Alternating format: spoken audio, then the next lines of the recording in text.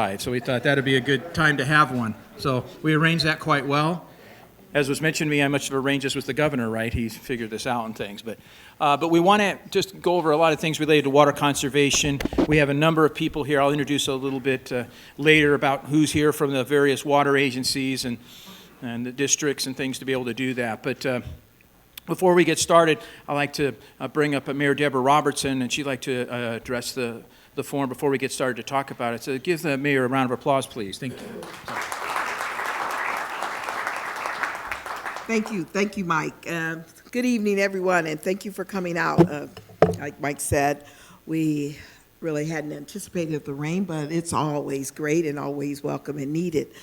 I'm happy to see everyone turn out. This is so important, water conservation, and really just looking at how we maintain and manage our resources and recognizing the water is such a scarce resource, and it's been of great concern here in Rialto for a long time. I have my trusty nozzle, and I will hope that as you leave tonight, you'll definitely be certain to take one with you. I just want to also say looks like a very, very impressive panel tonight, and well, I'm looking forward to hearing all that you have to say.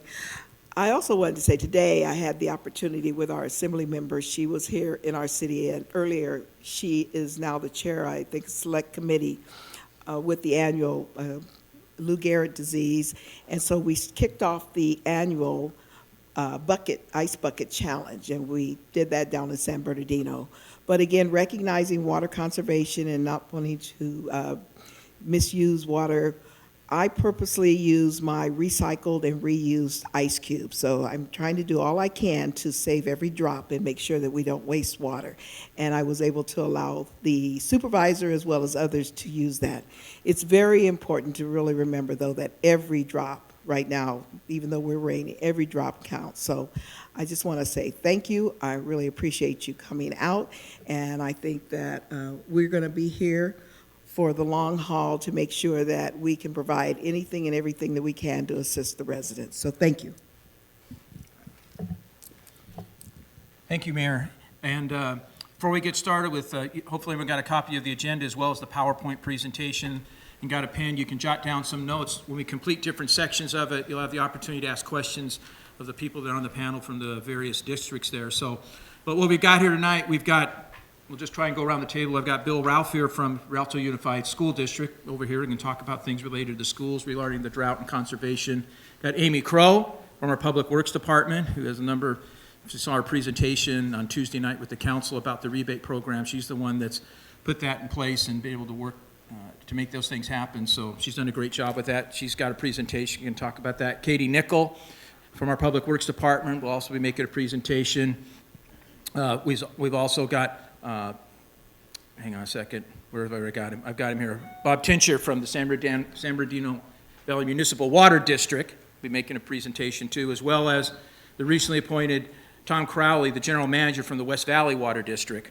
And then we got Robert Eisenbeis, our Public Works Director, Rick Bisey, and Sam Sung from our Public Works Department. And we started some of the things, and they'll talk about the things that we've done outside to modify some of the landscaping here and some of the things that we're going to be doing to set the example for the community. As well as out in the lobby, we have representatives from Home Depot who brought some samples of types of plants, the rocks, and some of the other material that you can utilize during the drought part of it. So I'm going to go ahead and turn it over to Bob, who's going to start off the PowerPoint presentation. If you can come on up to the front here, and Katie will be, or someone will be clicking away to be able to do it. So we'll get started with the presentation. You can follow along in the PowerPoint, and when Bob completes his part, you can ask questions before we move on to the next. So, great. Thanks, Bob.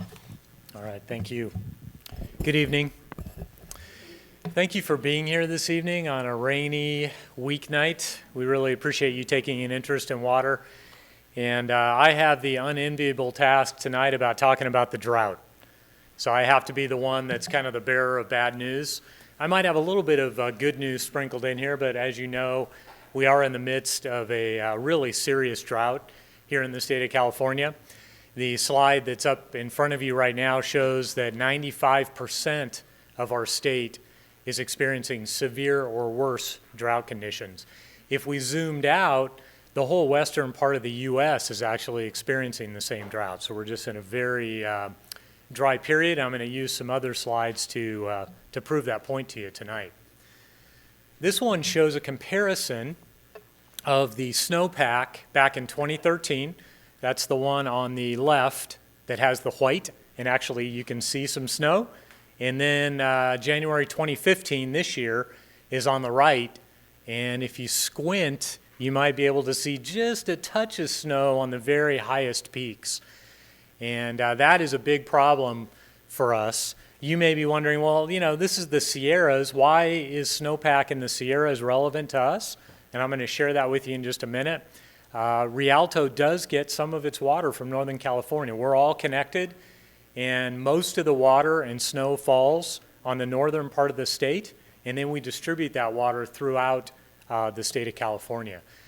Snowpack you can think of kind of like a detention basin. A detention basin holds back flows and then allows us to release the flows slowly. That's kind of what snowpack does, only it's frozen.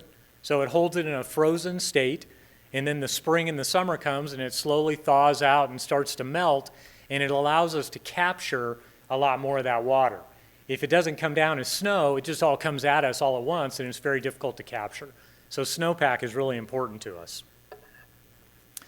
This just adds to the point of having low snowpack. This is a bar chart, and the one on the left shows the 2015 water content for the snowpack. It's that little tiny red line. That's actually supposed to be a bar, but it's so small it just looks like a line. And so we had the lowest snowpack not only in the last 10 years, but in our history since we've been recording the water content in the snowpack. So just very low water figures. This slide is difficult to read from where you are, but it basically just shows how we're connected to Northern California. Some of the water that you drink actually comes all the way from Northern California around San Francisco. The big, I don't know if I can, I don't think I can do it, but the big box on that left part of the slide on the map, that represents Lake Oroville, which is the largest reservoir in the State Water Project. And from there, the water can make its way all the way down to Rialto and actually beyond. So it's quite an amazing project. And on the right, you can see the conditions of Lake Oroville in 2011 when it was full, and then now when it's essentially empty. And this slide and the last slide kind of illustrate the hydrology that we have in California. We like California because it doesn't rain, it's sunny, the climate is mild, and what it produces is either, we call it feast or famine. We either have too much water, a lot of water, or we have very little water. We don't get a lot in between. And so this slide really demonstrates that really well. You see when we had a lot of water, the reservoir was full, and then you see it in a condition where we don't have much water and it's fairly empty. Now we expect our reservoirs to do this because of our hydrology. Because of this feast or famine, we expect to have to rely on them. But when they get this way, we start to get a little bit nervous, as you might understand. So let's take a look at the water supply for our valley. And San Bernardino Valley Municipal Water District, who I work for, we are the regional agency that imports water from Northern California. So we serve Rialto and Fontana in the west all the way over to Yucaipa. We're a regional wholesale agency. This just shows that the State Water Project represents about a quarter of the supply, so that's our connection to Northern California. But then you can see that most of the rest of the water that we rely on comes from local supplies, local rainfall. So when we have these droughts where we have prolonged periods without rain, it really has a huge impact on us. The other thing this slide shows is that the recycled part of the pie, which is orange, is fairly small. The reason for that is recycled water is extremely expensive to clean up and make available. But when you start to have droughts like this, combined with increases in demand associated with increasing population, those types of supplies start to make sense. And so the water agencies are looking to expand recycled water so that we can get through droughts like this one in the future. The bar charts on here represent the different groundwater basins, most of which Rialto gets their water supply from, except for Yucaipa. And we're going to go on and talk about that in just a minute, how the condition of that basin. This is the water sources that you have available to you, different groundwater basins, surface water from Lytle Creek, and then the State Water Project, which we've been talking about. A very nice water supply portfolio for the city. Let's talk a little bit about the groundwater storage. This is a chart of the storage level in the Rialto Colton Basin, which we're sitting on top of or standing on top of right now. And when the line is going up, that means the storage level is going up. Like in your gas tank, it's good. When the line is coming back down, that means that the storage levels are going down. And so what I wanted to show you is that if you draw a line from the previous historic low back in the 1970s all the way across that chart, you'll see that we are now in a new historic low. That's what makes this drought a little bit different than other droughts, is that we are setting new historic lows snowpack, water content, and new historic lows in our groundwater supplies. Now, the good news, I told you there'd be a little bit of good news in this presentation, is that if you look at the purple line in between those blue lines, those vertical lines, look how quickly the basin can fill up. So that's about 3 years from 82 to 85. Look how steep that purple line is. So look at the amount of water we can take in a very short period of time. That's that feast or famine, right? When we have feast, we get it, and it fills things up rather quickly. But right now, you can see that we've been in a famine period for a while, so we're really looking forward to the feast. While we wait for that, though, we really need your help, and so we're glad you're here. A lot of people have asked, okay, well, how much rain would it take? What would it take to just fill everything back up? So I did an estimate based on some of the past historical data that we have and came up with an estimate of 46 inches.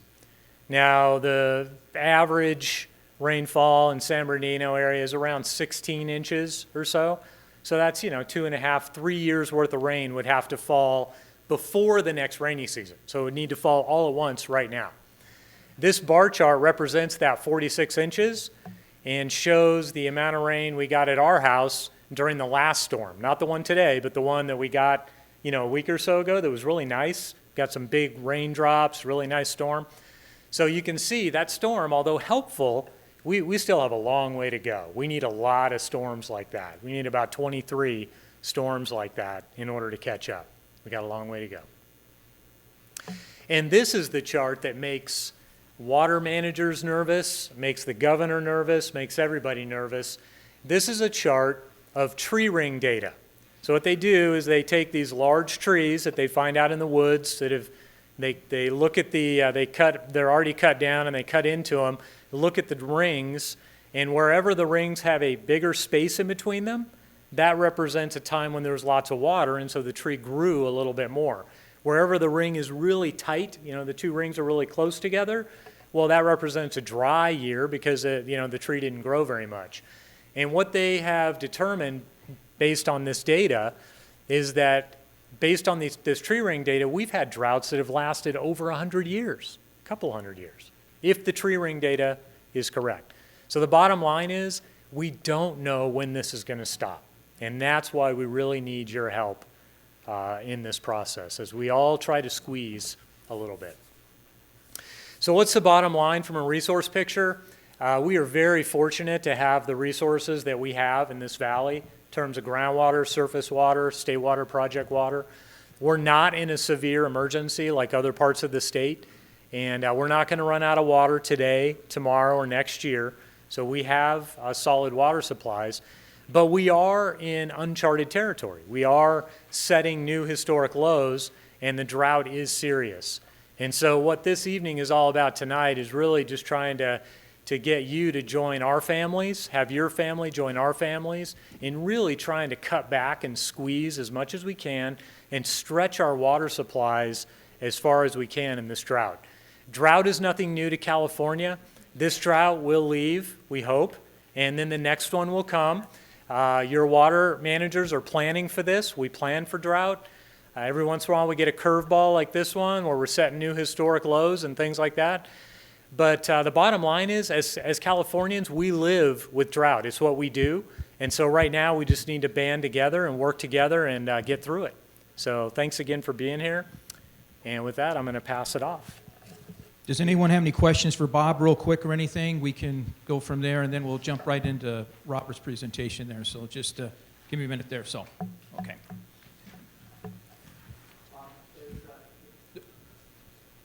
Hang on. Hey, Bob. Hi. David Phillips, local resident and writer for RialtoNow.com. A few things that you said in some of the slides. The snowpack comparison, were those pictures taken at the same time of the year, or were they Yes. at different times? Yeah, both January. And when you talk about reservoirs depleting, one of the issues that I've been speaking with some people from Rancho Cucamonga Water and some of the surrounding water districts is I watch tons of water run off my roof, down my driveway, into the gutter, straight into the storm drain and into the ocean. What are we doing to start saving some of that water, not letting it run away? Everyone says it's a big problem. It's too hard to catch that water, but I'm looking at you're telling all these poor people that we're going to have a 200-year drought. That's kind of scary. So if it's that bad, maybe we should start coming up with some solutions on how to, catch some of that rainwater. I mean, I catch it in trash cans and use it to water my vegetable garden. So, and also on the reservoir depletion, could you be a little more honest with these people and let them know that you are dumping hundreds of thousands of gallons into the ocean to save a tiny, tiny fish? I mean, that's not just us. I could take shorter showers and I could let my lawn die like everybody else, and you're still going to dump tons of fresh water into the ocean to save a tiny, tiny fish. So, and then on the water supply, what are you doing to, once again, for rain runoff is a big thing, and what would, on the last question I have is, what would another El Nino pattern like we're getting ready to have right now change for the slide? You said we would need 16 massive storms to get back to a fill point. So if we had another year where we had nothing but rain, would that change? What different would that be so that these people can, because it looks like we're going to get a bunch of rain this rain season. Right. What would that do to change things? Well, working backwards, and you're going to have to remind me if I don't answer something. Working backwards, this slide gives an idea of what an El Nino type year can do. The period in between those vertical lines is actually 3 years. So it does, I don't know that we're going to fill everything back up in 1 year. Not that it's not possible, because we could get storms in a way that we've never got them before. But based on past data, we could, if we had the same rainstorms replicated that are represented up there in between the lines, we'd fill everything right back up and be above the horizontal axis. So there is the potential to fill the basin up rather quickly. It's just we don't know when that's going to happen. In answer to your question on stormwater capture, I appreciate you bringing that up. I didn't bring up all the things the water agencies are doing on the supply side, but that is important for you to know that we are asking you to cut back because we're in dire straits. We're in kind of uncharted waters. We're in difficult times. But in the background, we're also working on water supply projects. We're trying to catch more of the storm water that does make it down to the ocean. We'll never be able to catch it all because the only way you can catch it all is to build dams. You'd have to actually build dams in every single canyon to really give us that detention capability. And even then, it would be difficult to catch it all. But we're trying to catch more of it. So we are working on that. With respect to your house, we appreciate you doing that, capturing the rain that falls on your property, making use of it. This is something interesting, though, that most people, it doesn't make intuitive sense at first. We did a study by the United States Geological Survey actually did the study, and it's available online. I can give you the reference to it. And for our valley, determined that most of the recharge in our valley doesn't take place where the rain falls. And if you watch the rain on your front yard, you'll see that, right? It'll fall, and then it starts to pool. It starts to get saturated and it starts to run off. Most of the recharge occurs in the creeks themselves. So the fact that we don't have very many lined channels in our area is a huge asset. And one of the things we're working with flood control on all the time is making sure they don't do that. The appeal of lining flood control channels is you can get more houses in, right? Because you can squeeze the channel narrower, and so you can get more development around the edges. But we know enough now about the value of having these natural bottom channels that, that's where most of our recharge occurs. So we don't want to concrete line them. Yeah, exactly. So actually, that water that you see running down the gutter and into the storm drain, a lot of that ends up in the basin. We do have a project, though, right downstream of I-10 and 215, that interchange, where we're going to put a rubber dam across the river. That project is in environmental review right now. So when we have really huge storms, the dam would be deflated, so the rocks and debris and everything could just flow right over it. Once the flow is a little more manageable, what we would do is inflate that rubber dam and divert the water off stream into big ponds where it could recharge. That's just one of the examples. We also have a big stormwater capture project right downstream of Seven Oaks Dam. That's a big flood control dam on the east end of the valley. And that project is going to recharge huge volumes of water. And we're also looking at all the tributaries like Lytle Creek and Mill Creek and the others as well to increase stormwater capture. So did I hit all the questions? Or the dumping the freshwater into the ocean, that is the Endangered Species Act. And yes, the State Water Project is told to dump that water so that it helps the fish, but if you want to, that's something where you have to go to Congress to talk to them about that. I know it's getting more attention. I see the newspaper articles where they keep talking about it. I think the governor relaxed some of the restrictions due to the drought, but there is a tension there, and we did see a lot of water go underneath the Golden Gate Bridge and not get moved south because of that. So it's a big challenge. Yes, sir. Let me, don't go nowhere. Don't go nowhere. Real quick, and then we'll get on to Robert real quick then after this question. So, Hi, just a couple of thoughts. If we actually do get all the rain that, like as example, occurred in that 3-year period, do we have the capacity, like will the basin hold it, and or do we have sufficient storage tanks or whatever or will it just be waste? That's a great question. This graph actually represents the change in groundwater storage. So in those years, that's the net amount of water that actually went into the basin. It's not the amount that flowed across it. That is actual storage volume. So that amount of water can actually go into the system just naturally, sinking in through the ground. So if we got unprecedented rainfall, that would still be a good thing. It'd be very good. We don't want it to come too fast and rush through the valley too quickly. So it's nice to have storms that are spread out a little bit more. We do have some recharge ponds that are detention basins that flood control uses to protect our property, but they also double as recharge ponds that help us get a little bit more of that water in the ground. But for the most part, we're limited mostly on being able to control those flows. In a really big storm, they just go too fast. Can't control them. Okay, thank you. The other question I have is more future-oriented.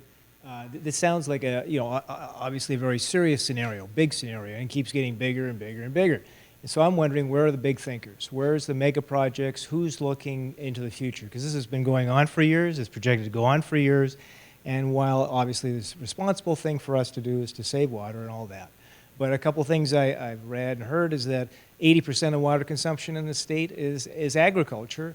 12% is commercial and 8% is residential. Ergo, if all us local residents turned off our taps and virtually had no water usage, you would have a zero impact whatsoever on this water consumption. But nonetheless, I still feel necessary to do my part.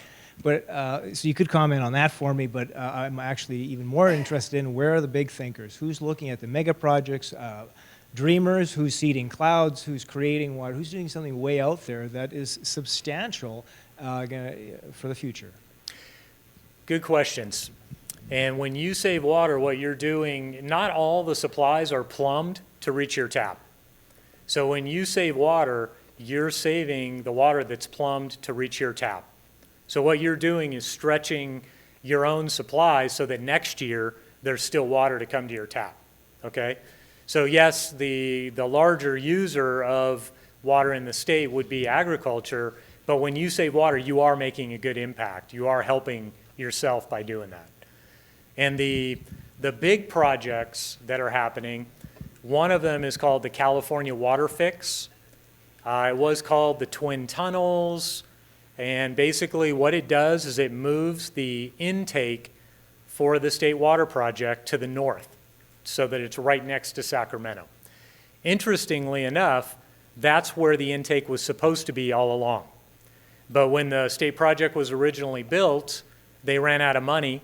And so they said, what we'll do is we'll use the delta. We'll just use natural waterways to transfer the water from Lake Oroville down to our pumps. Well, that's caused a lot of environmental issues. When we turn on the pumps, the water starts flowing towards our pumps, so it no longer flows naturally toward the ocean in a natural flow path. It now turns and goes towards our pumps. By putting our intake further north, we won't have that problem. The streams will continue to flow the way they always flowed. There's also a huge side benefit to the California Water Fix that usually isn't brought up. But if you think about the delta, it's this big natural waterway that our water goes through. In a dry year, I like to call it affectionately a mud puddle, right? When you don't have a lot of water, what happens is in the delta, you have salt water that starts to intrude from the ocean. You don't have a lot of fresh water diluting the delta. And the net effect is our water is more salty. The water that comes south to us is more salty. That causes problems for recycling. If the water gets too salty, we now have to desalt it before it goes downstream to Orange County. So by moving our intakes to the north, our water will no longer go through the mud puddle. The other thing that's going on up there is there's a lot of levees that are old, and in a major earthquake, they've done studies that said most of them are just going to dissolve in an earthquake. What that does is it just allows the ocean to come right into the delta, and now the water project's shut down. I mean, we couldn't deliver. We just have to stop until we got that flow path reestablished. Otherwise, we'd just be delivering salt water. So there's a lot of reasons to fix the delta, but that California Water Fix is a really big project that the governor is really pushing. His dad built the State Water Project, and he is, in essence, going to finish it. You know, he's really passionate about it. The other big picture project that we're doing down here in this valley and in the whole watershed is we are developing water bank facilities. And basically, these are recharge ponds and wells.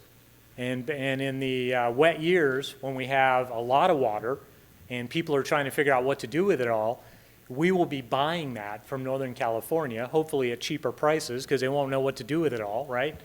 Bring it south and recharge it in the groundwater basins throughout the watershed. And then we have regional plumbing where we can trade this water and move it back and forth between the regional water agencies. So we'll store it in the wet years. That's the feast. And then during the famine, we'll pump it out. So we'll put it in storage in the feast years and then pump it out during the famine years. So those are the really big picture projects. We just got a $55 million grant to do the first phase of that project. And it's a lot of water.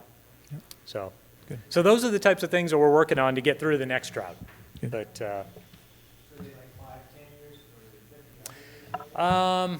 that one is probably 5 to 10. It's probably 5 to 10. Yeah.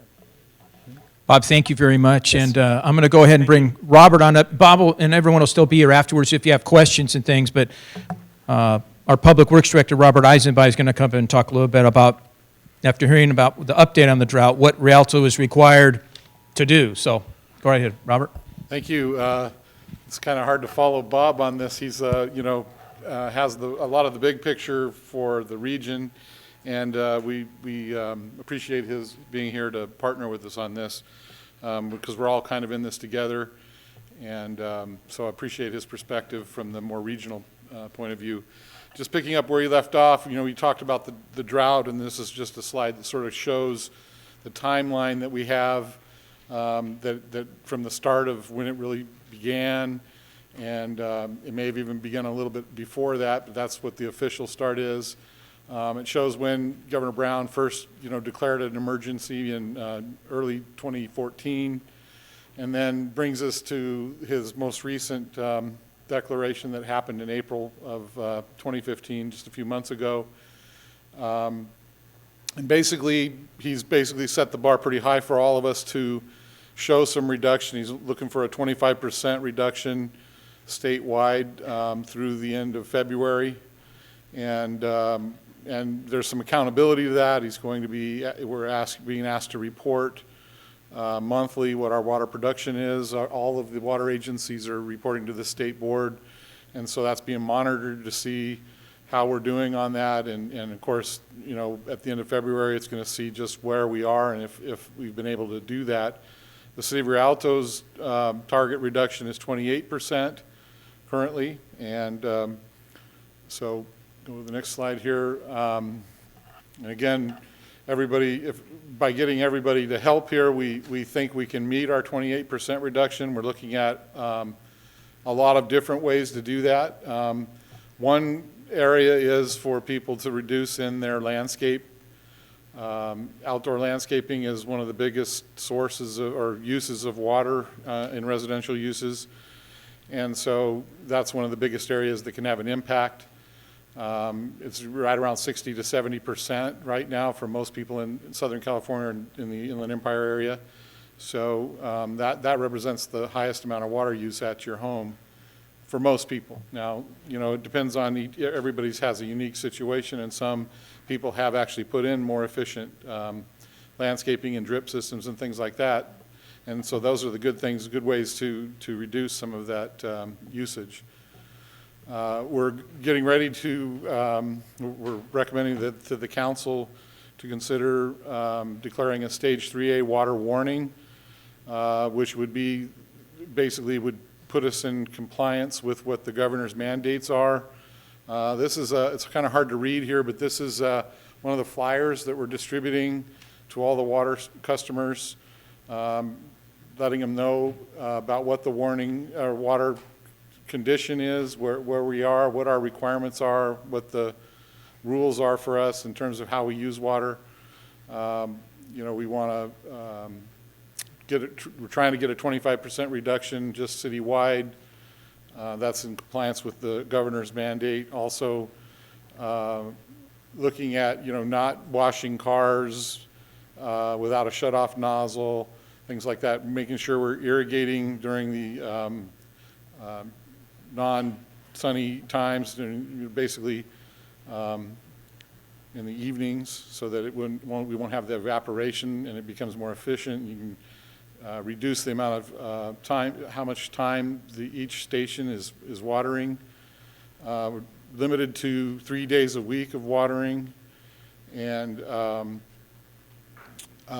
so there's a whole number of requirements that have to be adhered to, and they're all listed. We have those on our website as well. So we're just trying to get that information out so everybody knows what they what they need to do at their own home. And so the governor the mandate, the board has adopted a resolution that would actually puts all of the water agencies responsible for implementing reductions, and failure to do so, there is fines that can come from the state to the water agencies. Our first objective here is to try, what we're here tonight is to just really try to make sure everybody knows what the rules are, but also we want to make sure that people know what the rebates are and what the ways that they can, steps they can take to reach those objectives. So I didn't want to spend too much time on it, but I just, you know, these are the steps that are in our urban water management plan under the stage 3A warning. Before we even get to that first violation warning, I think we're going to be reaching out and talking to people first, seeing if there's ways that we can help them make changes that will prevent having to go down those other steps. And so you can see that there's a gradual process to hopefully get to the point where we aren't wasting water and that we don't have to get to the point where we're having to issue fines. So just looking at sort of a graphic representation of what 35% reduction would look like, you can kind of see where, you know, the average use of a family of 4, and it sort of graphically shows you the amount of water that's used outdoor, and it kind of shows you how much of that is outdoor use. The green is the outdoor use, and it just illustrates where that is a good place where we can show some savings and have a big impact on how much water we're actually using at our own homes. We'll go ahead and stop there for Robert and things and turn it over to Tom Crowley. Does anyone have any questions real quickly for Robert about what the city, what we're asked to do and required to do and things? And then before I let Tom come up and tell us what Homer's going to do with that and things. So let me start with June right here and stuff. So. Robert, it's a real nice illustration of 1555-gallon drums that equals 825 gallons. But when I look at my water bill, it's not in gallons. It's in units. And although I know how much water there is in a unit, I'll bet you I'm one of the few people in the room, other than those sitting up there and the gentleman sitting next to me, who has any idea whatsoever what that equates to. So as a user, assume I have a family of 4. What should I be using when I look at my water bill for, say, indoor or outdoor use in terms of units? Well, I mean, I guess we always talk in gallons, but one way that we're trying to help with that very question is on the actual bills itself, is to help show a comparison to the 2013. So rather than focus on what the units or whether it's gallons, it'll at least show you a kind of a line that where you are, whether you're above or below what's in 2013. But yeah, you're right. I mean, there's a conversion for the units, and what that number is a calculation that's based on cubic feet of water.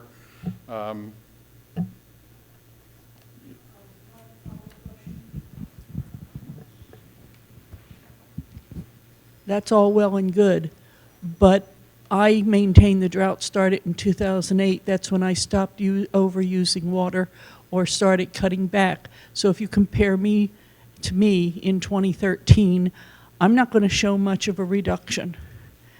So comparing my use from 2013 does not tell me whether I'm on track for how much I should use now to be an efficient water user. If you want us to comply, you need to give us the tools that we can use, not to compare to 2013, although I understand you have to do that as a city, as a water purveyor. But the good citizens of Rialto need to know what they should be using, not what they used in 2013. Maybe I was a terribly inefficient user in 2013, so bad that a 25% reduction now will only make me a bad user. It's not a comparison. It's how much water should I be using as a family of 4.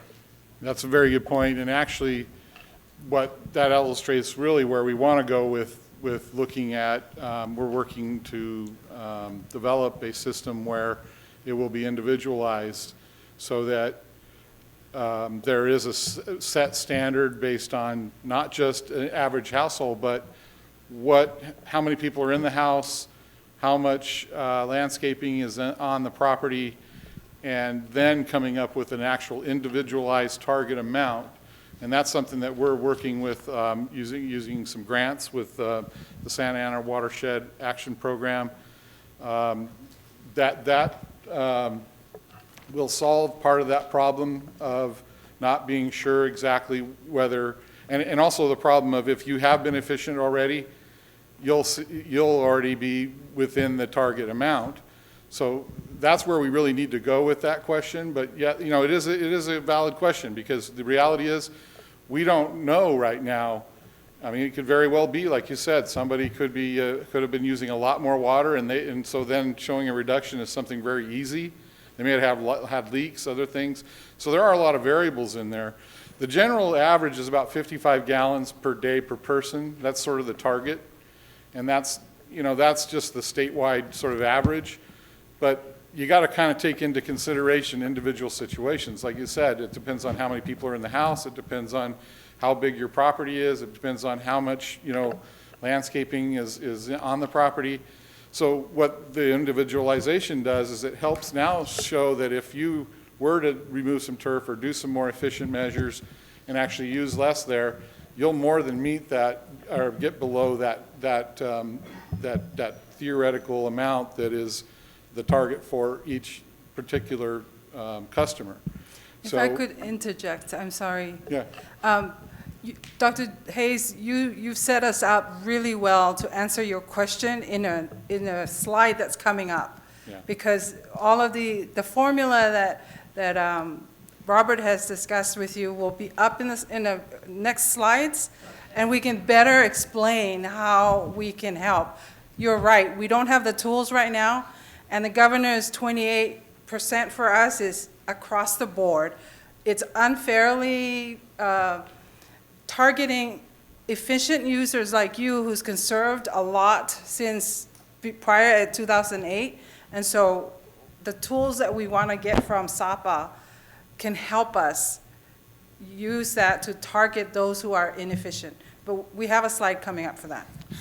Thanks, Katie. I didn't want to encroach on the next presenter. We'll get to that real quick. So, question or not, or Where do we find on the website? Because everything is, nothing about the Rialto, City of Rialto website, sorry, Mike, is easy to find. And most of this time when I get this stuff in the mail, like the last water conservation thing, I got the thing in my bill after it already happened. So just telling people they can go to the website that's coming in the mail is not efficient because it's not happening.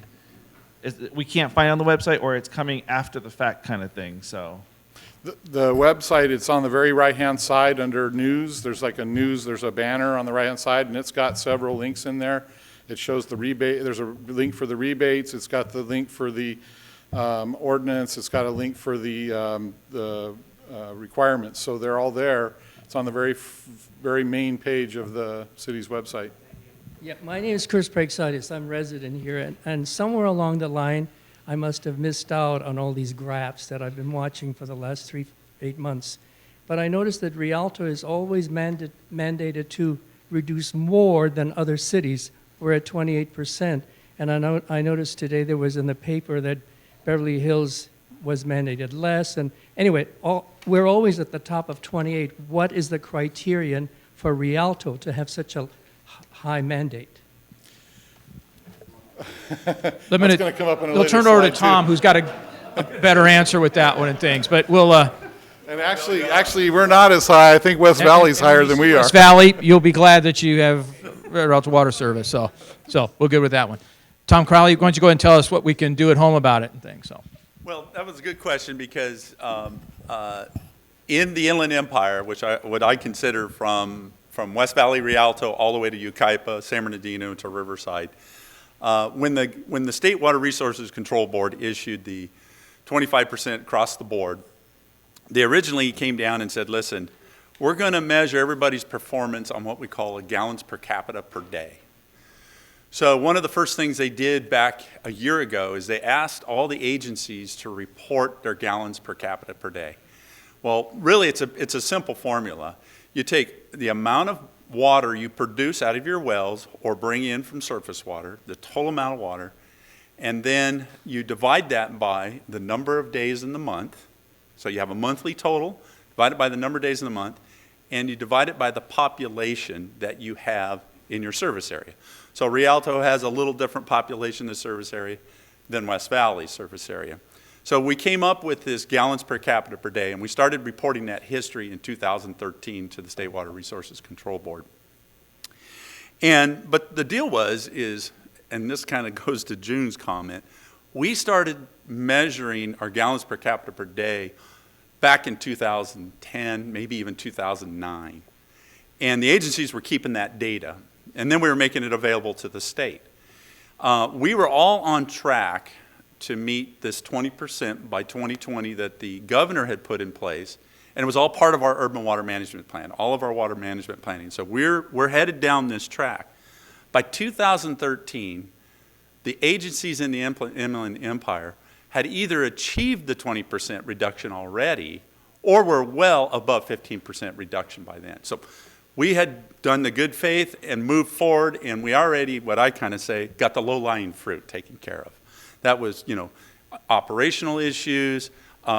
People got the message back then, already started to transform their lawns. A lot of people were just doing best management practices already. Boom, we got that low-lying fruit real quick. Along comes the governor and he says, okay, we want another 25%, and we're going to measure you against the 2013 number. Okay. So originally, the numbers were pretty unfair. They had 4 categories. They took that 4 categories, and I think it broke it down to 8 or 9 different categories. So they kind of made it more finite. And it was based upon your 2013 number. The theory was, if you had a high GPCD number, you had to reduce more. If you had a low GPC number, you had to reduce less. So some agencies only have to reduce 10%, whereas other agencies, Yucaipa, Redlands, 36, West Valley, which is half of the city of Rialto, we're at 32. And then Rialto's at 28, and I think the city of Colton's 22, and I think San Bernardino's 24, I believe. So it's around, but if you look at the Inland Empire, we range from pretty much 22 to 36. You go to Orange County, they have a little different because their arid environment is different. They have a lot more moisture, a lot less water use on the outdoors. So we're seeing that where the big part of what we're seeing in our GPCD is our outdoor use. And that's kind of part of what Robert presented here on this little chart here, is on a typical day, we use 55-gallon drums, and 4 of those are for a family of 4, if this is a typical family of 4. So 4 of those drums are used indoors. And we look at that 15-gallon drums is 825 gallons. For your information, that is a little over 1 unit. So a family of 4 typically uses about 30 units in a typical size house, okay? We're not talking, you know, the acre lots, but we're talking a typical residential home with 4 people, uses about 30 units, about a unit a day. And that includes all of the exterior use, which is the other 11 barrels. So the real question is how can we as residents, and I appreciate the comment from the gentleman that says, you know, 8% is only the residential use in the state. Unfortunately, that's the only piece we can deal with right now. I mean, the governor's dealing with the agricultural use and some of the other big uses. But right now, we're seeing what new norm we can create within our residential use and some of our commercial industrial use. So the goal is how do we get, on average, everybody to reduce 25 to 30%? And what we're asking is, don't change your best management practices indoor. You know, do the things indoor. Look at your external uses, because that is 70% of your use, 60 to 70% of your use. Can you find a way to reduce 2 of the barrels, which is the gray barrels, which is just the runoff that you get on your yard, okay? And the other 3 is what we call the conservation piece, is going on and above what you would do to do best management practices during this drought period. Can we do a little bit more to help us through the drought period? And for me, it's the message that we're talking about right now are 2 messages. One, we're trying to define what efficient is to our customers, and I think June hit it. How do we tell people what is efficient? What do we do indoors, and then what do we do outdoors? Because we all want to be efficient during the drought times. We also want to be efficient during the wet times.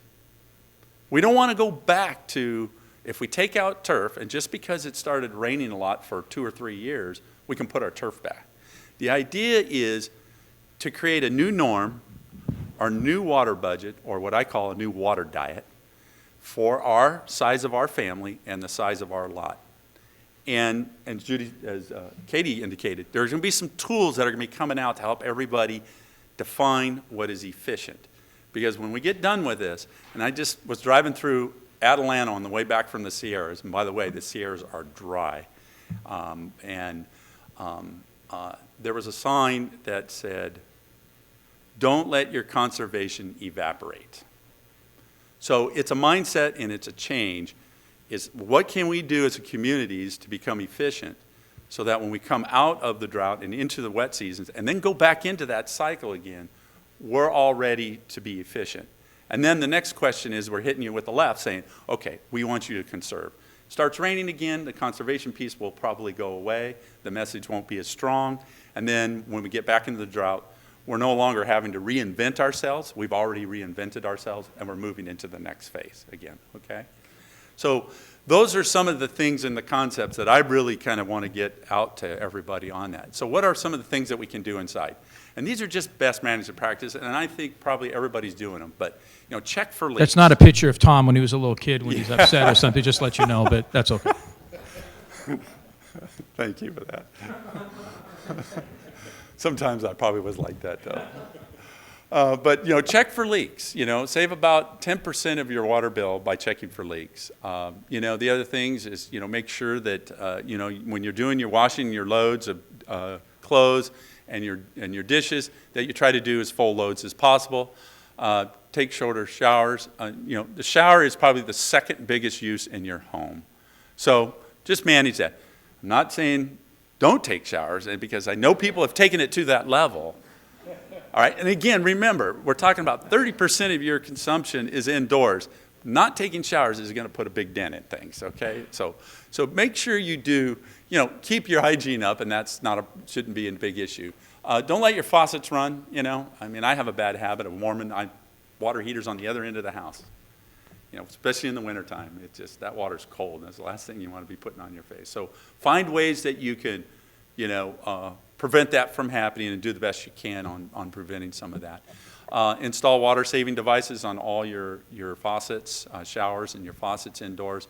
And of course, if you haven't changed out your toilets and you've got an old toilet, the only toilets they sell now at Home Depot, Lowe's, are the high-efficient toilets. So get that switched over if you can. So those are just some of the best management practices indoors. The big one really is the outdoors. What can we do in the outdoor? And obviously, the big thing that we're hoping people do is really go about making sure you don't have any runoff going onto your sidewalks, okay? Do not use hoses on your sidewalks. Use blowers, use brooms. Try to save as much water on that.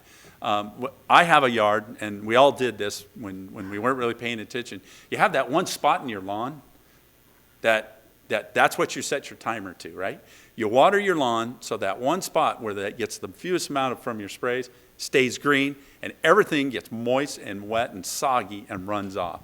So one thing is, look at your yard and find out what lawn you do not use, where the only person that uses the lawn is the gardener who walks over it to mow it, okay? For my house, it's the backyard. We use it all the time. The front yard, it's going. We're removing the majority of our lawn in the front yard because it was more for cosmetic, but we're revamping the yard to include more of a drought-tolerant system.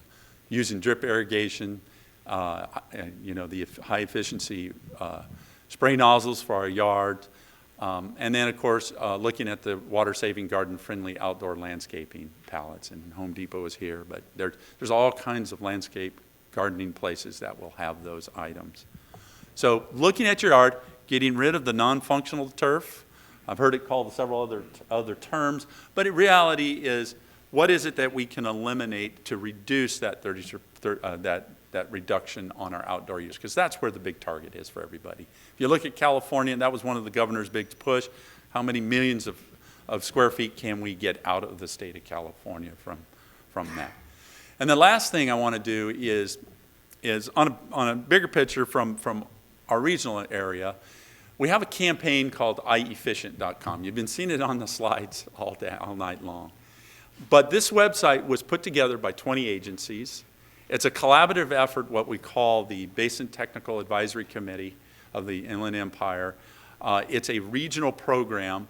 Metropolitan, when you hear Metropolitan Southern California, you get their message. But their message really only, it's good, some of the message they do, but all the rebates and all the programs stop at Ontario and Cucamonga.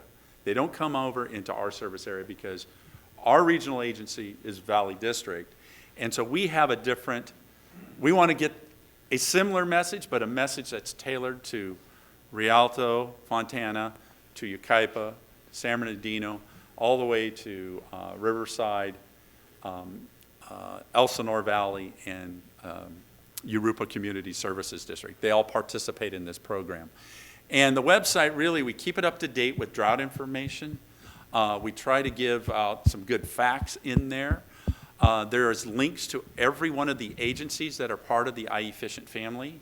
And of course, if somebody needs to know what the rebate programs or links it back to that city's website, this centralized website can help you get there.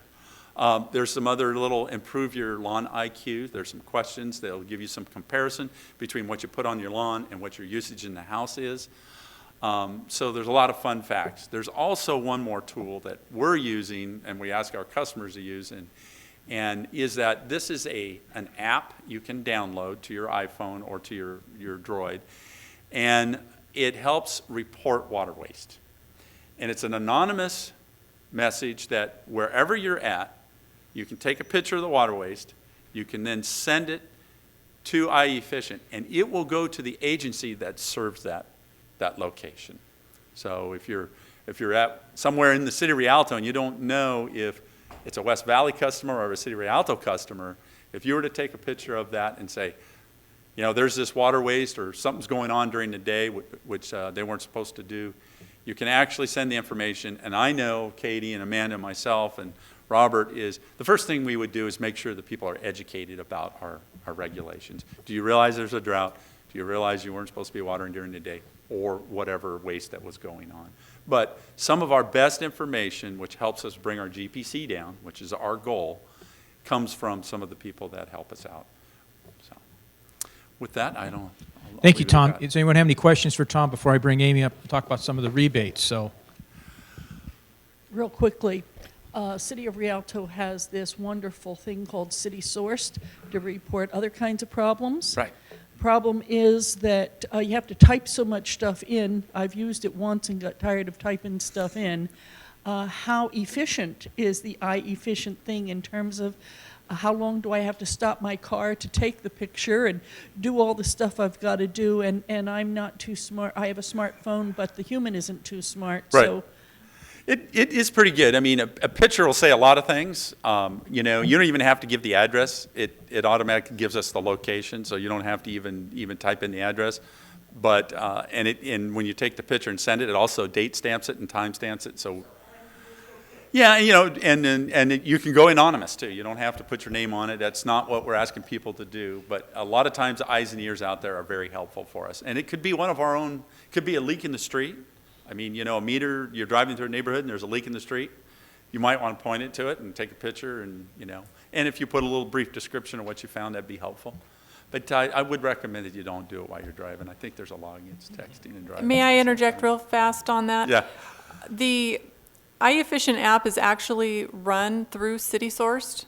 It's kind of one and the same.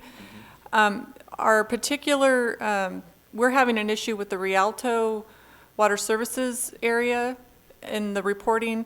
They don't have the 4 options for water wasting currently working for our area. West Valley Water Districts is working fine, and they are working on an update to the app so that we will have those issues resolved.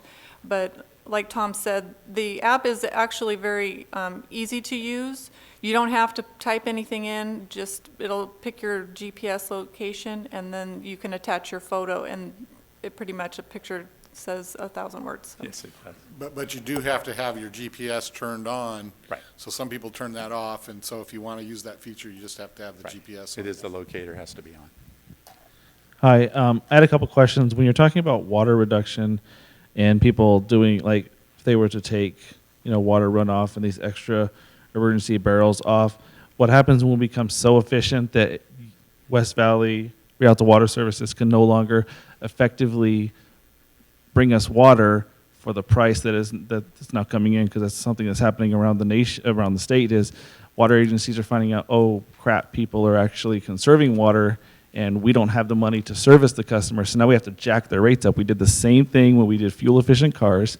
Now they want to put in toll lanes and all kinds of weird stuff on our freeways because people they don't have the gas tax revenue coming in. So where do you find the balance? Because I swear, if I conserve water and then I get hit with an increase because you can't pay the employees and do the job because I did the wrong thing of conserving water, that's going to be a big problem. And second, when you talk about runoff, one of the biggest places where you get runoff, because I used to work in landscaping, Right. is that easement that the city makes me water and mow and maintain between the sidewalk and the street.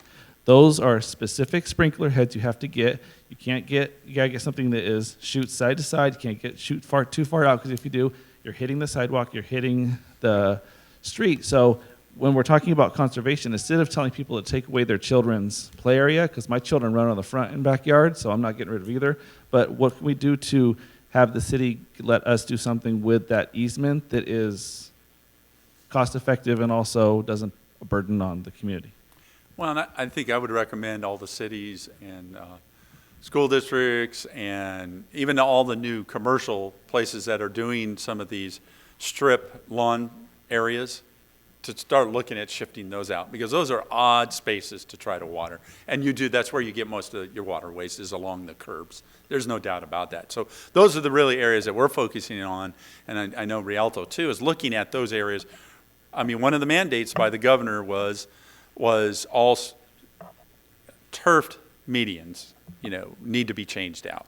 And I would say they only talk specifically about turfed medians, but there is that whole parkway that goes up the side next to the sidewalks in those odd shapes that really need to be reevaluated. And that's probably where you get some of your biggest bang for your waste, if you can do that.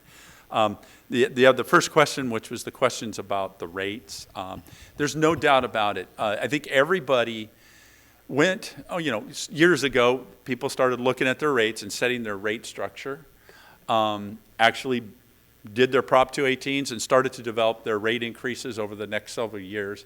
I know we're in the third year of our rate increase. We have 2 more to come. But with this conservation mandate, there's no doubt about it. I mean, we achieved 22% in June ourselves, so we haven't met our goal yet, so we're still working on doing that. But there's a lot of agencies that have already exceeded some of their goals set by the governor and the State Water Resources Control Board. And it's just like any business. If you were asked to cut the number of widgets that you could sell and not have the ability to change the number of people or the cost to deliver that unit to anybody, because we still got to maintain all the pipelines, we still got to maintain all the pump stations, we've still got to maintain the reservoirs, we got to read all the meters every month. There isn't a lot that we can do to cut on expenses, so you do look at that and you find ways to do that. But the new norm that's coming out of this conservation mode, which is we've got a whole new balance of what people are going to be using out into the future, and we're all going to be struggling to relook at our rate structure on where that goes from there. And I'm not 100% sure where it's going to go. We're going to be looking at more efficient ways of doing things, looking at our staffing levels, and then amortizing that over the number of units that we deliver in a year. So that is something everybody will be going through. Tom, thank you very much. I'm going to turn it over to Amy now. She's going to go over some of the rebate programs, some of the stuff that you've got here between buckets and faucets, and some of the other rebate items that we've got planned for Rialto, and some of the other information that we have up here. So Amy's going to take it from here. That's okay. Okay, so one of the things that we're trying to do to help assist residents and businesses here in Rialto to make those cuts that will help all of us achieve our 28% reduction is by offering water rebates for several different products. If you look here on the slide, we offer currently rebates for high efficiency toilets, washers, shut-off nozzles, which we have here tonight for you to pick one up before you leave, high efficiency sprinkler nozzles, weather-based irrigation controllers, and those are your sprinkler timers that run your sprinkler system. So that would be something that would have to have a weather sensor attached to it to determine whether or not it's raining outside or it's been hot and windy. And then lastly is our turf removal program, which has recently been increased from $350 max to $1,000 max for residential, and commercial is $5,000 max. Our rebate applications can be either downloaded or picked up in several different locations.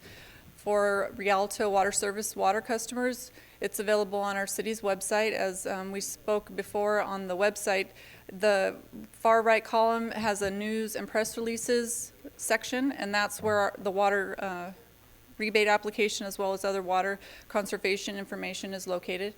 You can pick up a hard copy of the application at the Rialto Water Services Customer Service Billing Office on Riverside Avenue. They're also available here at City Hall in the carousel out in the front lobby, and in our Public Works office across the street, 335 West Rialto Avenue. West Valley Water District's applications can be printed offline at the westvalleywaterdistrict.org or picked up in their office on Baseline Road. And then lastly, I'd like to talk about some of our local retailers here in town that do carry products that are on our rebate application. So you can help our local vendors and also help yourself achieve your reduction goals, picking up some of your rebate products from Johnson's Hardware or Ned's Oil and Stuff. On our side table over there, Ned's has let us borrow their drip irrigation panel, as well as donated some booklets for drip irrigation do-it-yourself help books, if you want to pick one of those up as well when you leave. Walmart and Home Depot also carry a lot of the products that we offer rebates for, so you can pick some of those things up. And Home Depot, as we said, is out in the lobby, so you can ask questions about the various things that they offer. Turf removal, they do have synthetic turf options available in store, so you can look at those, as well as cover mulch or rock cover to replace your grass and not have to fill all of the space with plants. You can use rocks or gravel as some of the cover as well. We are working with local retailers to have the rebate applications available in store so that when you go to buy a product, they can hand you the application right away and say that this product that you're buying today does qualify for the rebate. So if you fill it out, you can, receive this much money. All of our rebates currently for Rialto Water Services come in the form of account credit. So if you get a $50 rebate, it will be $50 credited back to your water bill. So essentially you will have to pay less on the next bill. And then also we are helping those local retailers identify products that they do carry in the store so that they can help promote those when you come in to buy something. They can steer you towards those water efficient products as well. And if you have any questions at this time, I can. Anyone have any questions for Amy about it? There's applications over here for Rialto Water Services, as well as West Valley's for the rebate programs here also, that we have them here tonight. And we do have, just quickly, buckets as well, so you can use those for car washing. And inside of each of the buckets is a leak detector tablet that West Valley Water District provided for you. You put the tablet in the toilet tank, and within 5 minutes, you check the bowl. If you have color in the water, it's telling you that you have some kind of a leak from the tank to the bowl, and you need to make some changes to the insides. Yes. Hi, Amy. Hi. We had gone over this at one of the council meetings, and do you know what the cost is for a reliable weather control irrigation controller? I think a good quality controller you could spend $150 for, and then we would rebate $100 towards that. Yeah, that's a cost for one that really doesn't work. We put a lot of time. If you want something that's actually going to shut off your water when it rains and do the sensor, it's very expensive and they're not easy to work with. So I think we need to, like Mr. Eisenbeis had talked at council one time about looking at increasing that amount if we really want people to be able to buy that. And then also talk about the real cost of turf removal per square foot, because I think $1 per square foot is kind of on the low side. And then City Council had talked last time about 2 weeks or a month ago about we couldn't get the rebates if we shopped outside of the city of Rialto. So like if I go to Lowe's instead of Home Depot, then I can't qualify. So did any of that come to fruition, or can I shop outside of the city? We're not restricting you to where you have to shop. We are promoting local vendors. However, if you do shop at Lowe's or Sears or any stores that are not located within the city of Rialto, we are not prohibiting you from applying for the rebates. As far as turf removal, we realize that taking your grass out is expensive. We're not asking you to put artificial turf in as a replacement option. There are a lot of other less expensive ways to replace the grass, and we're also not telling you that you have to remove all of your grass. You can do a small section of it at a time, or you can, can do the whole yard if you choose. But gravel, cover mulch, which is like a wood chip material, it's a lot less expensive than artificial turf, and those are options that we do rebate for. I want to add to that, Metropolitan Water District on the south side, on the west side, had millions of dollars in rebate for turf, and they're out of money. And they have a backlog. We're trying to live within our means and support the idea of changing out our turf, and we realize that $1 a square foot is not going to help you much, but it's something that is available. The city is tearing off all of our medians, and it's about 300,000 square feet, 300,000 square feet that we're taking out. The estimate for the city to replace those with drought tolerant and nice landscaping so that you can enjoy the view as you drive down Riverside and Bloomington is $9.20 a square foot. So it's millions of dollars the city will need to find in the general fund to replace those, and we have to do it, and we're doing it now. So the message is, it's not enough, but we're trying to help. My question is, you mentioned artificial turf. Now, does that allow the water to percolate through it in the rain, or is it just run off into the gutter? No, it has a mesh backing, so it does allow the water to soak in. All right. Any other questions? That's it. Thank you, Amy. Thank you. Okay, if you can come up and talk about, we're going to talk about some of the landscape alternatives that people can use at their home, and we can talk about some of the classes and some of the material that we've got up here, and we can go through that. Thank you, Mike. So the next slide here really answers Dr. Hayes' question about fairness. Here's some of the additional tools we have, but I'm going to concentrate on answering Dr. Hayes' question. On the red formula, that's a formula that can be applied so that we can tell what your household budget is that you have to live within that means. So if we go through the formula, is the number of residents in your house. Your house might be 4. My house, there's 8 because I have a lot of children. So it accounts for how many people live in your home. Then it takes the 55 gallons a day per person, which is the state requirement that says that you can live within that means on a daily basis. And then it takes, so you times those two, and then you add another formula to that, which is the ET times this SF times the 0.8, and all of that becomes your household budget of what you have to live within that means for that average household. The ET stands, and Mike said, put the ET explanation at the bottom because nobody knows what that is. And when I was in a workshop that talked about this formula, I asked, what's an ET? Because I'm not a water geek like the other two that just went before. They know all about that. Might be extraterrestrials, but I'm not sure about the geeks or something, but it's... Could be extraterrestrial, right? So it's evapotranspiration, scientific measurement of water loss in the air, correct? That's a layman's term. Yeah, and it's also tied to the climatic location you're in, so it could vary depending on where you're at. So it's tailored to the specific location. So it takes, your location and tells us how arid or dry or wet. And then it takes, the SF is the square footage of your home. So if you see those green, that's the footprint of your home. It's your home, and then all of the green is your grass that's around you.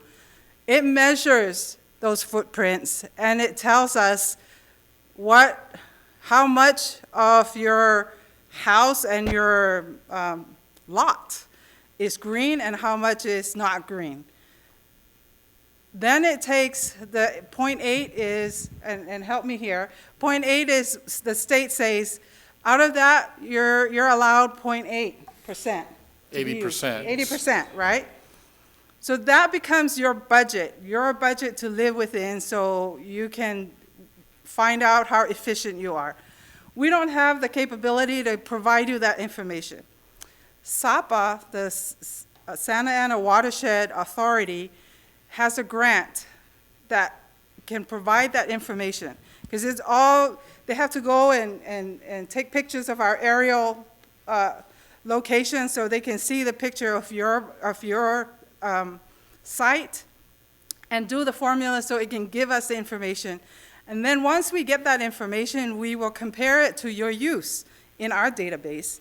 And we'll then be able to target whoever in our location is not efficient, is not living within our means. So this is coming. We talked to SAPA and they said by August we'll have the agreement in place for the company to do this for us, and then we're the first. Rialto Water Service and West Valley will be the first of our group. Watershed is 100 or so members in the watershed, in the Santa Ana watershed. It's a lot of us in that membership, but we will be the first to get these because we've been talking to them about the need to compare and to have the data so that we can analyze how efficient our customers are. So that's coming, and hopefully will be telling us that June has been conserving and she's living within her means, and she can't conserve any more than what she's allocated, right? So now I know I go to the next customer or her neighbor who may be still consuming way beyond the budget that they're allocated. So we're able to target and help those who are less efficient. And I just wanted to say, to add to that the great thing about that grant is they're going to basically provide a lot of the data and the analysis that helps us determine what that ET factor needs to be for our area, and it may be different within the city, even depending on where you are. And it also helps us understand, whether that 80% should be 80% or something else.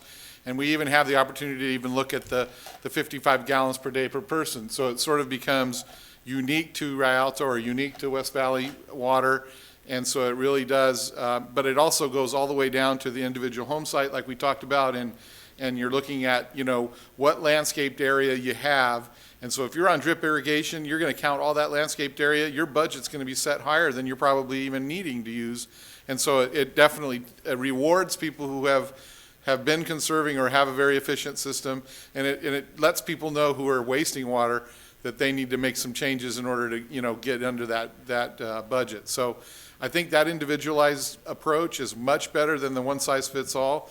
And then there's a way to sort of tailor that. The second component of that is to look at how the rates are set up, and so that you individualize that as well. And so that's really the first step of going to what they call a budget-based rate system. And so you might have heard that out in the news or whatever, but that's really where it's going, is to a budget-based system. Right, so, okay, what?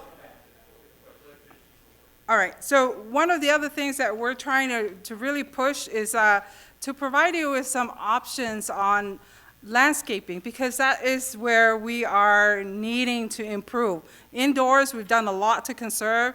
I always get on my children and say, turn off the faucet when you're brushing your teeth. You don't need it on while you're brushing. But the outdoor is where we can really do some improvement. So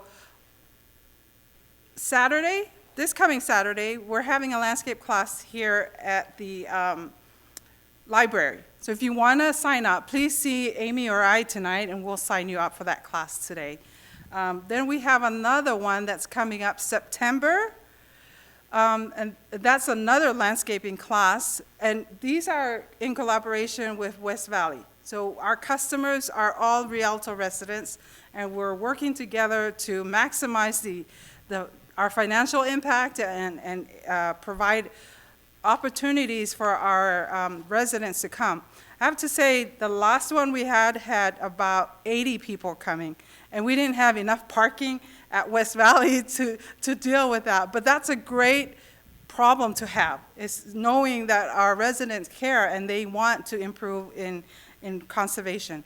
The last class is in October for this year, and we realize that we've been telling you to change to landscape, more drought-tolerant type of landscaping, but we haven't taught you how to design your landscaping for your home. So this class will offer you the opportunity to get the graph paper out and the ruler and assist you in trying to cater to design for your location. So please come up and sign up for it. West Valley's taking sign-ups, and our Rialto Water Service are taking in sign-ups for these classes as well. Right. Yes. Yeah, they have those. We have all that information over here on the table. You can pick all that information up, Yep. and we can provide it there. It's too small here. Yeah, My go eyes are ahead. bad. I can't see what dates they are, but they're up there. Here's an example of a home north of Rialto.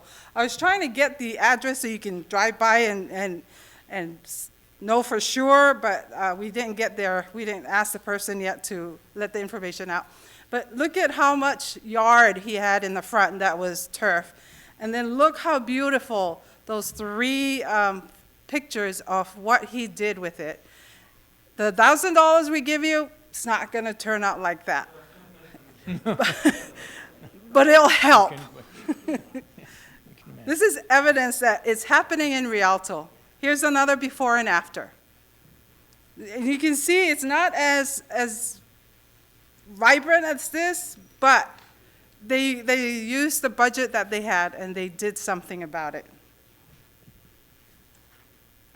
So last slide here is just for your awareness.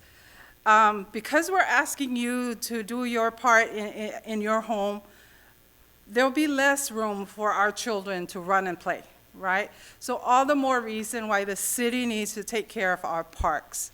So we want you to be aware that our playing fields are going to still continue to stay green because we have a lot of activities for our children and our youth in those fields. We are looking to the non-functional areas of our park to see what we can do to turn those into more drought-tolerant. But the playing fields needs to stay green for the safety of the children, and we're going to have times when it's the park where we turn for activities, right? And so that needs to, just an awareness that that's still going to be an element the council wants to make sure we protect. And then Violi is here to answer any question about hydrant flushing, and West Valley's general manager, because I don't know much about it, but I know that we flush our hydrant every now and then, and you'll see the water running down the storm drain, running down the road. It's state mandated. We have to do it for the health of our quality of the water that we provide. And Clarence and I talked about it, say be prepared for questions that will come up on this one. But we need to think outside the box on how we can save that precious water that's going down. Right now, we can't do anything to it, but understand when you see that, it's something that we have to do for the operations of the system. But one thing I will just add to that we've been having conversations about ways that we can basically direct that flow to the recharge that Bob was talking about. And a lot of our storm drains actually end up in flood control basins where it does recharge. And so where we have those opportunities, we'll maybe use hoses and such, get them into the channel, the soft bottom channels. So again, it isn't completely wasting. At least it'll go into some recharge and end up back into the groundwater basin, which is where we pump our water from. Now, we'll There's some entertain questions. I know there was a few of them here, so let me start back here. Yeah, just quickly, I assume the answer is yes, but am I correct to understand that data you referred to before, the ET data, SF, all that we're going to be able to get access to that so we can, one, confirm it, and also two, self-manage? Yes, we will be able to get that available. Right now, when it comes in. When it comes in. Okay, so the second hopefully there's some tools that we can put on the website Right. and say, Right. here's how yours is calculated. And then we'll talk. And part of that process is to collect that data. Right. And so we're probably going to actually be reaching out to the residents to say, provide it to us so that we can plug it into the analysis that's being done, so that we can do those calculations and then provide you what that, the result is. Oh, you're not just going to pull it from our tax files? Or Well, I whatever? mean, we haven't gotten to that point, but I mean, there are a lot of other ways to get that data, Yeah. but ultimately, we're gonna need the residents to confirm it. I mean, Right, you know, right. and things change in people's households. People come and go, you know, sometimes you have, you know, things happen and you have people living there that weren't living there before. And so that's the other thing it offers up. It offers up the ability to make adjustments that fits the current situation you're in. And I think that's much better than a one-size-fits-all. Okay, and that's common sense. Then the other part that I hope is common sense as well is that once we've got a number and it's identified, okay, you're an overuser, I'm assuming that there's going to be a transition period. We have a month, a year, or whatever to now meet this new standard, or, you know. Well, the standard is helping us find out who's inefficient and Right. work with those folks. The mandate from the state is real, and we have to target and reach that. So the data that will be provided will help us know who the customer is that we need to talk to about the changes. And so when we come to talk to you, which we'll eventually do when we get this data and we analyze it, and we say, according to the census data in 2010, your household is 4 people or 5 people. If that's changed, then we'll talk and reevaluate and change your household budget. It'll be interactive. Definitely, it'll be a lot of work, but it'll be interactive. And That's as I what that's mentioned. what I mean. So I just want to be assured that we have sufficient planning time, that if we are tagged as being inefficient, that we can take reasonable steps to do whatever needs to be done. Yeah, and I don't know that the goal is really to tag people inefficient, but I think it all leads back to the whole budget-based rates. And so, you know, a lot of agencies have tiered rates that says if you use over a certain amount, you're paying more. Well, this customizes it now that says if you go over the baseline, it's going to cost you more money to do it. So there'll be an incentive to say, you know, I want to get my house within that baseline. That's down the road because it takes, you know, we've got to go through a whole analysis of the rate structure, do a Prop 218 process. I mean, but down the road, that's where it really gets to, is because right now, some agencies just say, if you use over what you used in 2013, or if you're using more than the reduction that they're required for 2013, they're automatically saying you're paying a premium because you're over that mandated reduction. That's sort of unfair because it points out what Dr. June was talking about, where what if I'm already a very efficient user? It's not really taking that into consideration, and that's why having the budget-based system really helps individualize it, and it makes it a much more fair process, so that if you are using more, then part of the outreach is to say, how can we help you get that back down to what that budget should be? Right, okay. Instead of going through all these formulas and details and all that, can't you just look at the water bills that we've been getting for the last 3, 4, 5 years and see what the usage is? I mean, all you have to do is that. I mean, I know when I compare my 213 and from last year, I dropped so much, and my bill still went up higher.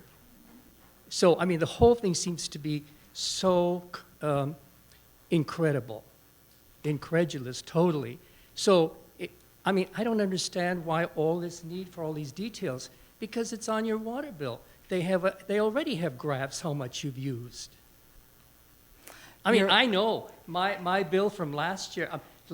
Last year's January was I won't even tell you how much I dropped because it'll be shocking. And yet my bill was up higher. So the whole thing seems strange. You're absolutely right. We're doing that now. We're trying to get our data out of our system. We're extrapolating 2013 consumption by customer. We have 12,000 customers. West Valley, I believe, has 33,000 customers.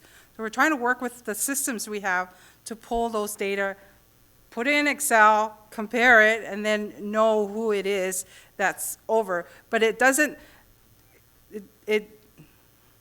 when we're trying to work on it, I guess is my bottom line answer, to get to the simple stuff now before this comes. Because it's a matter of privacy that you wouldn't be able to look at those charts that we individually get from the water? No, we can look at those. But we have to pull it out. I think it just goes back to what Dr. June was talking about. If I've reduced and been very efficient in that base year, then it's not really fair to say I should reduce more. So if you just went only by the bill, you wouldn't capture that issue. And that's why I know it makes it more complicated, but it makes it more fair by doing that. So basically your standard of usage that you're going to be comparing will be the year 2013. Because all these ominous, formulas that you're stating, I need to be assured you're going to be going back to the 2013 comparison, right? Right. Because that's a little comforting for me. That's what the governor is mandating. Yes. But when we talk about budget-based rates, we're actually not comparing it to that. We're actually comparing to what is an efficient use. Sort of like what Tom was saying is, we really want to define what is efficient. The governor just took hey, we're going to look at 2013 and it better be less. But I think it's more important forward thinking is, if we can define what's efficient, that'll be easier. Then we can get our arms around how we can get to be efficient, and not be so trying to compare one year to the next, but really looking at what is the standard and trying to stay within the standard. When it comes to flushing the hydrants, I'm a little put off by that we're making it so difficult to recapture that water. I mean, our fire engines have holding tanks. I'm pretty sure someone has a water truck that needs to be filled that they're using. I mean, we're getting ready to put in a massive, ugly super Walmart down here. I'm pretty sure they're going to use lots of water to keep the dust down. So let's not make it look like it's such a difficult process to make sure that water just doesn't flow down the street, that we actually have a purposeful use for it. I know City Council was talking about using recycled water and how difficult it doesn't have to. A lot of us out here are scratching our heads like, why are you making it so difficult? Just find a water truck that needs to be filled. When you do the flushing, find a fire engine that just fighted a fire and they need to refill the tanks. I mean, it's not that difficult. So it's a little hard for us out here to listen to that, especially when we hear things like, people will be in violation of the water ordinance if they have a green lawn kind of stuff. That's like, seriously? Come on. So. Well, I think maybe some of the other water, maybe even Tom or Clarence can maybe explain that a little bit. But, I mean, we have looked at that as a possibility, but there is also some certain requirements when you're flushing, flow rates and things like that. And if it works to put it in a tank, I think that's a good idea. But I don't know if that's always possible. Maybe Tom can expand on that. Yeah, I mean, flushing, really, the purpose of flushing, and a lot of times we have lines that go into dead ends, or they're in cul-de-sacs, or we have some water quality issues that we have in part of our systems. So if we had a water truck, or we had the availability of those available at the time that we needed to do it, we would be more than happy to do that, especially if we were using it in construction.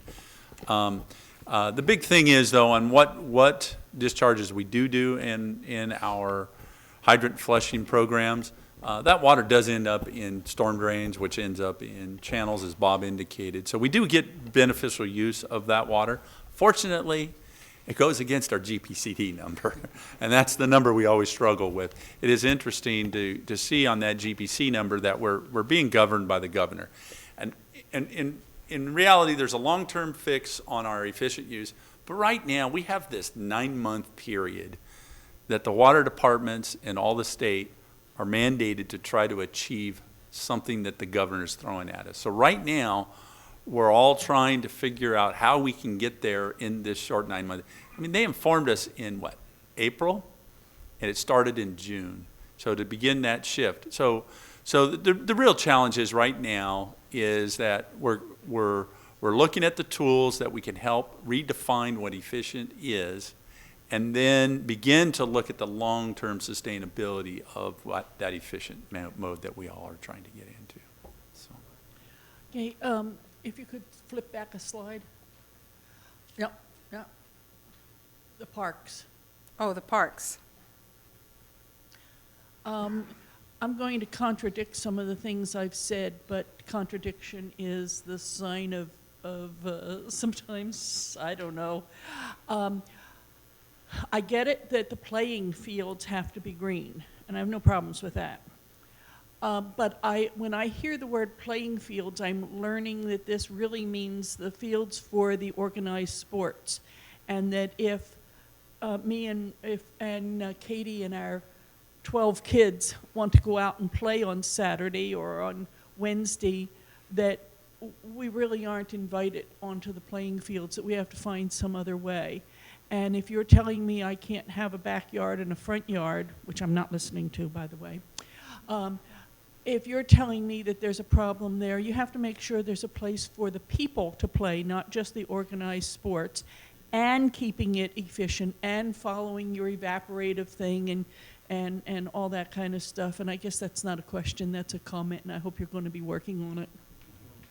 I think it's a point well taken, and we do want to try to keep even some of the other non-playing field areas of the park.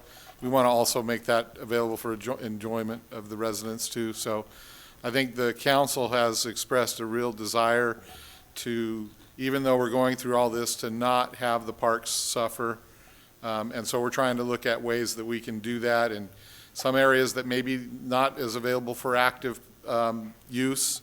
We think we can maybe do some reductions there, but we definitely want to keep some areas, and you're right, it can't just be for the organized leagues. We need to make sure that there's areas that everybody can enjoy. So thank you for the comment.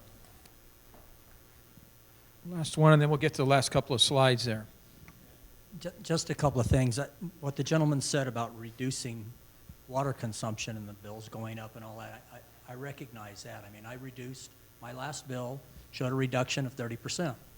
I paid the same amount of water that I paid last year for that 30% reduction. But we knew that was coming because in January we had a 30% increase in our water rates. We knew that was coming.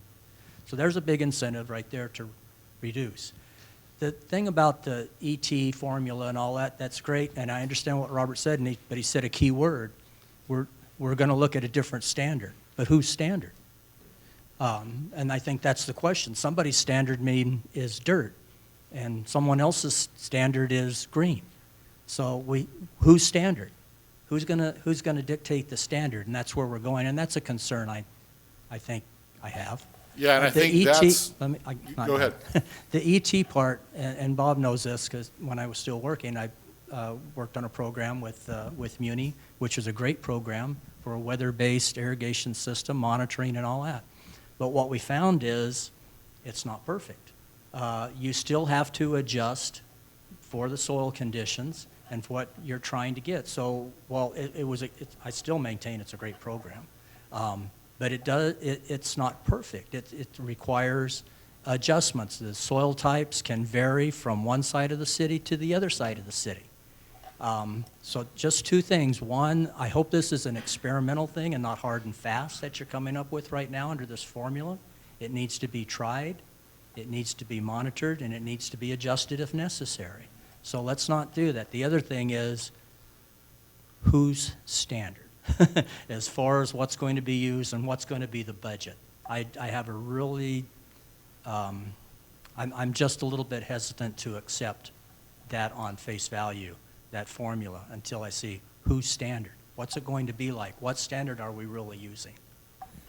That's a fair question, and my understanding is that's what the study is intended to do, is to look at our particular circumstances in this particular region and develop what is that standard. And to some extent, that is what we want to flush out of this whole thing, is to say, and like I think where you're going is that going to be enough for me to keep what I have on my property? And that's the big question. And I don't think we have that answer right now, but that's what this study that SAPA will provide the information and actually helps fund it, is to try to come up with what is the acceptable standard for Rialto that will meet the needs of Rialto, as opposed to taking some broad-based statewide mandate that makes everybody follow the same thing.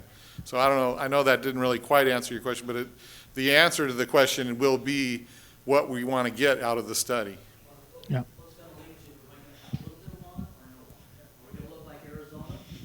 Right. And I think that's what we want to, I mean, those are the variables in that we need to define what those variables are, and that's where it's dependent on each community. Maybe some of you guys can help explain that a little bit more. I might be able to fill in a few details. The rate structure that's being discussed a lot was implemented back in the 90s. I think it was early 90s by Irvine Ranch Water District. And the template that's typically used is your budget is based on your property. So if you have dirt, then your budget is based on dirt. If you have grass, your budget is based on grass. If you have a pool, your budget is based on a pool. So the budget is specific to your parcel. They don't tell you how to landscape. They don't tell you what you can and can't have on your property. They just say, for your property, this is the amount of water you should be using, based on the weather, based on the types of plants that you've put in, based on the pool, based on everything else. They run those calculations and tell you that for your parcel, that's how much you should be using. If you use more than that, you're inefficient, and if you're within that range, you're efficient. So it's customized to each parcel, and that's the analysis part that the city will be getting mostly for free, I think, through this grant program, is the parcel by parcel analysis to say, this parcel has grass, this parcel has a pool, this parcel has that. So actually, that standard, or in determining what each resident is required to do, are you going to come out and look to see what is on that particular? For instance, I have a lot of trees, and we were told to preserve the trees. If I were to go into the xeriscaping, I think my trees would die. So what I've been doing is actually, the reason why my water came down so much is because I am not aiming for a very lush lawn, a golf course lawn. I have been satisfied with a yellowish lawn, but I insist that it be, mowed every week. And if the grass is very short, it doesn't need as much water. And also I insist that the sides be trimmed. So you don't have to have a blue-green lawn to look attractive.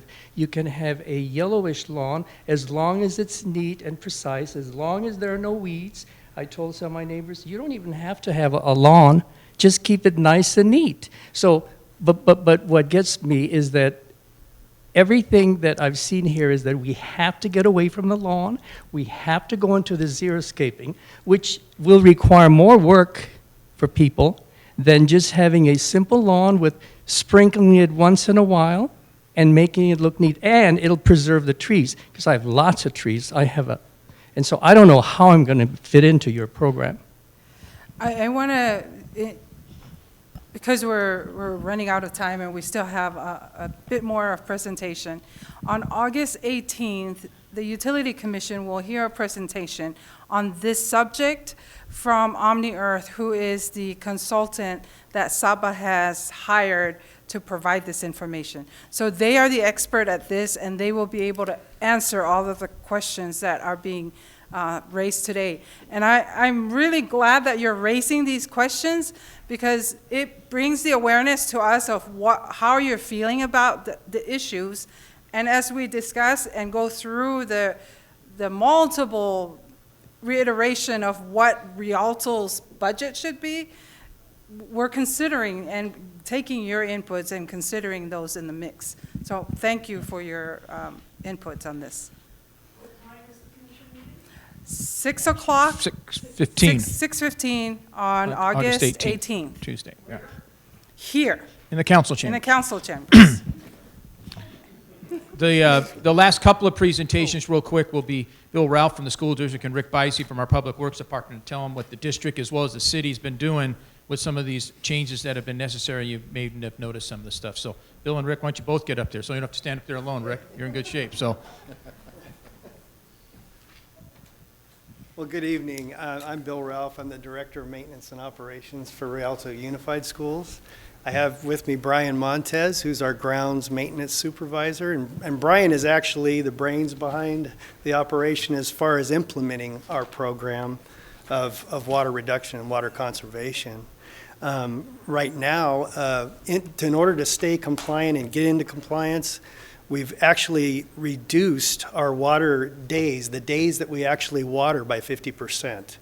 So we've made that change right off the bat. We've also reduced the amount of watering per station, the time, by 25% also. So we've made a pretty big leap in this. We are seeing some brown, of course, and that's always the challenge. We have functional turf. Most of our turf, I think we have over 400 acres of turf. And this turf mostly is functional turf that the kids play on. So we have to balance, the play fields and then also, the other turf that's non-functional and what we're doing. We've received grants from West Valley Water. We're very appreciative of that. We're working with Rialto Water Service and going forward with grants, turf removal. We're even looking at maybe possibly doing a demonstration garden if we can.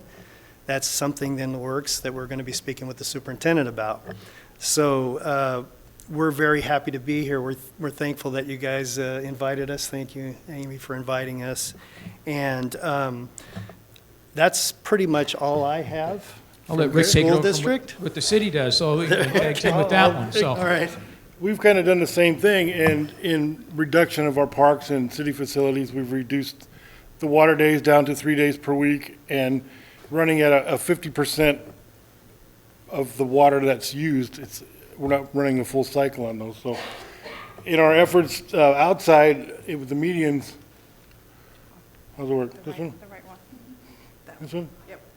You can see that what we've done out front is our efforts to lead by example and show what we can do as a city to help you understand what needs to be done in reducing things. So out front, we've done that. We're removing turf on the north end of town on Riverside Avenue medians, and we're working with the Conservation Corps. They're assisting us in removal.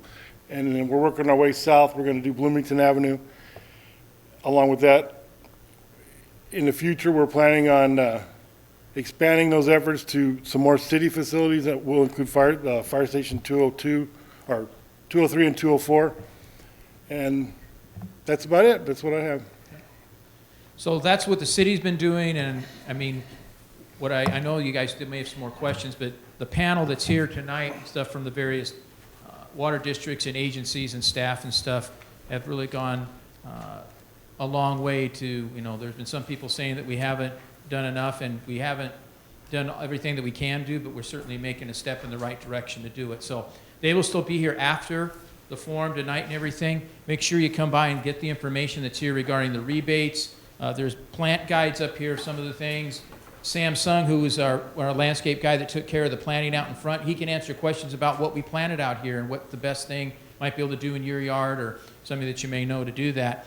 As well as stop by and appreciate Home Depot coming out tonight and giving examples of the type of material and type of plants that they can have out there. So I really appreciate you coming out. Don't forget about what Katie mentioned about the Utilities Commission on August 18th at 6:15 in the council chamber to come and hear the presentation related to that subject and things. So thank you for coming tonight. They will stay here and answer any questions that you got, but thank you for coming. Make sure you get your buckets, get your nozzles and everything else and the applications for the rebates. But thank you for coming tonight.